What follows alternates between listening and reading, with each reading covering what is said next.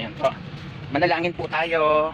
Ama namin, Salamat ka, sumay na nalang mo. mapasa amin ang kaharian mo, sundin ang loob mo, dito sa lupa, para sa langit. Bigyan po kami ngayon ng aming kakainin sa araw-araw at patawarin po kami sa aming mga sala, gaya ng pagpatawad namin sa mga nagkakasala sa amin. At huwag po kaming paintulad sa tukso at bigyan po kami sa lahat ng masama. Amen. Sa ngalan ng Ama at ng Anak at ng Diyos Espiritu Santo. Amen. Maraming pong salamat. Pagpalain po tayong lahat ng may kapal. Amen. Sir, manawagan na po kayo. Sir, ano pong kahilingan ninyo sa araw ng Pasko? Bigyan ako ng tapos sa mga taga ko. Pagdamot, Saan po kayo nakatira, sir? tuklong wansi ko. Ilan po bang anak niyo lang? Nasaan po ang anak ninyo? Bahay ko, minsan natin ako dito. Ano po bang ginagawa ng anak ninyo? Minsan may trabaho, minsan wala. Ngayon, minsan wala katrabaho. Babae po, lalaki? Wala, construction.